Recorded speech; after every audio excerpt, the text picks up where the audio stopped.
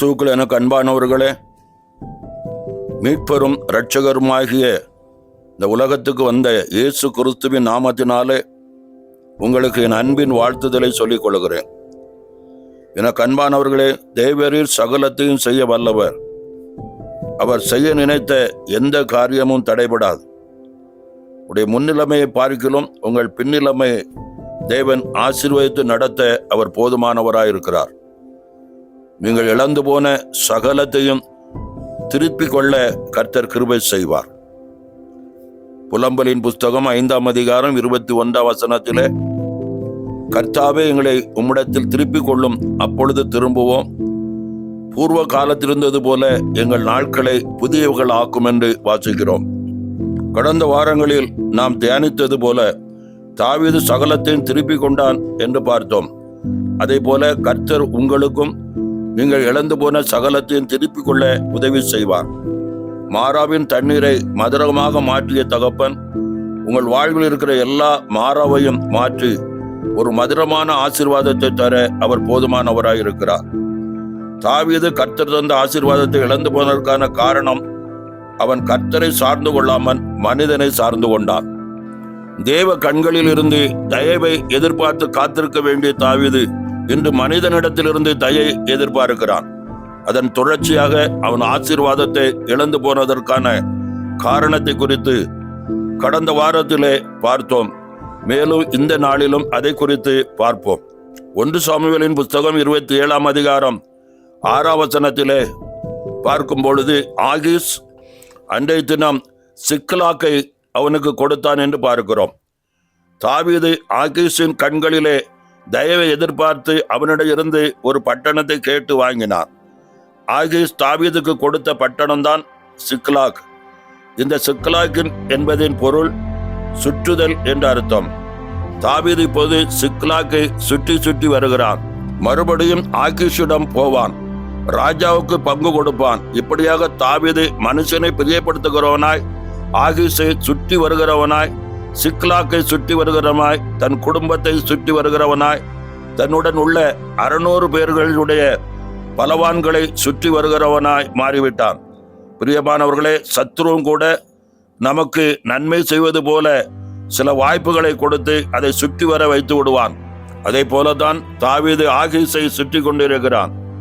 தாவீதோடு கர்த்தர் இருந்த நாளில் இந்த தாவீது கர்த்தரை சுற்றி கொண்டிருந்தான். சங்கீதம் 26:7 தாவீது சொல்கிறான், நான் குற்றமில்லாமையிலே என் கைகளை கழுவி உம்முடைய பீடத்தை சுற்றி வருகிறேன் என்று சொன்னவன் இன்று மனிதனை சுற்றி வருகிறான்.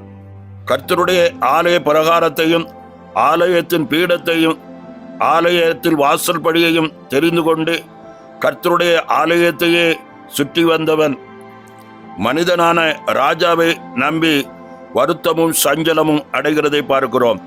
நீங்கள் யாரை நம்புகிறீர்களோ அவர்களைப் போலவே மாறிவிடுவீர்கள். மனிதர்களை, பிரபுக்களை நம்பாதபடி தேவனாயது தேவனை நம்பி அவரை சார்ந்து கொண்டு நன்மைகளை சுதந்திரித்துக் கொள்ளுங்கள். தாவீது கர்த்தரை சார்ந்து கொண்ட போது அவனுடைய வாழ்க்கை நன்மையாய் இருந்தது. குற்றமில்லாத போதும் அவன் கைகளை கழுவுகிறான். அவனது எண்ணமும் சிந்தையும் சுத்தமாய் இருந்தது. அது மட்டுமின்றி சங்கீதம் 26:4 வீணரோடு நான் உட்காரவில்லை, வஞ்சகரிடத்தில் நான் சேர்வதும் இல்லை என்று சொல்கிறான். கர்த்தரை சார்ந்து கொள்கிற மனிதன் வீணரோடே உட்கார மாட்டான், வஞ்சகரிடத்தில் சேர மாட்டான். உத்தமமாய் நடப்பார்கள், செம்மையான இடத்தில் நிற்பார்கள். இப்படி வாழ்ந்த தாவீது மனுஷனை பிரியப்படுத்த ஆரம்பித்த பிறகு அவனிடத்தில் உண்மை இல்லை, பொய்யனாய் மாறிவிடுகிறான். காத்து பட்டணமாகிய பெலிஸ்தியரின் பட்டணத்தை கொள்ளையடித்து ஆகீசுக்கு பங்கு கொடுக்க வந்தபோது ராஜா எங்கே கொள்ளையடித்தார் என்று கேட்டபோது தாவீது சொல்கிறான், இஸ்ரவேல் தேசத்துக்கு போனேன், யூதர்களின் பட்டணத்தில் ஒன்றை கொள்ளையடித்தேன் என்று சொன்னவுடன் ஆகீஸ் மகிழ்ச்சி அடைந்து, இப்படியே செய், இஸ்ரவேலை முறியடி, அப்பொழுது நான் உன்னை பாதுகாவலனாய் வைப்பேன் என்று சொல்கிறான்.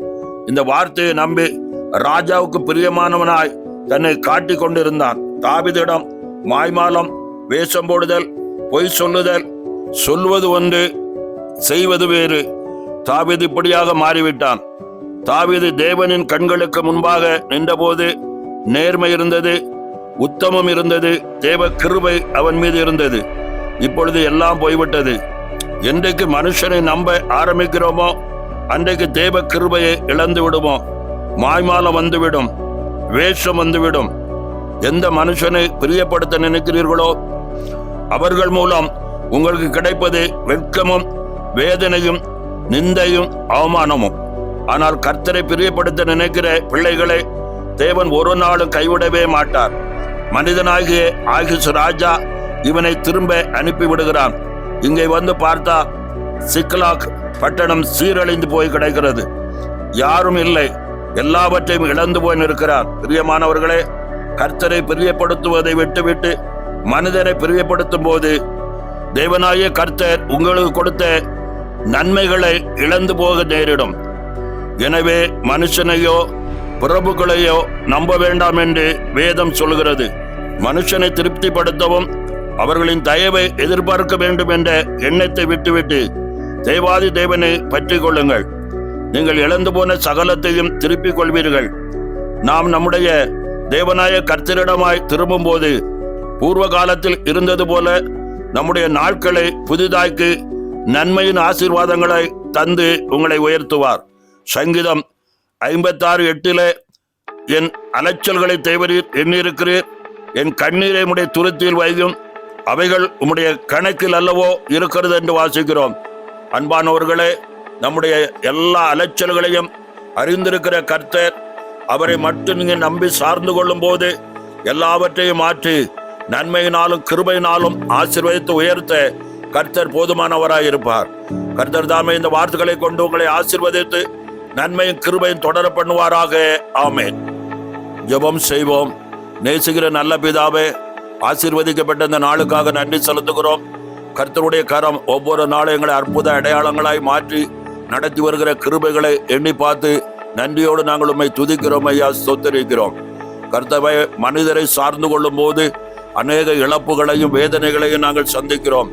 ஆனால் உம்மை சார்ந்து வாழும்போது ஜெயமுள்ள வாழ்க்கையா எங்கள் வாழ்க்கையை மாற்றுகிறீர் என்பதை அறிந்து இந்த நாட்களிலும் எங்கள் நம்பிக்கை முழுவதும் உண்மையை சார்ந்து வரவும், உம்முடைய கரத்திலிருந்து நன்மைகளும் ஆசீர்வாதங்களை சுதந்திரித்துக் கொள்ளவும் ஒவ்வொரு பிள்ளைகளுக்கும் கிருபை செய்வீராக.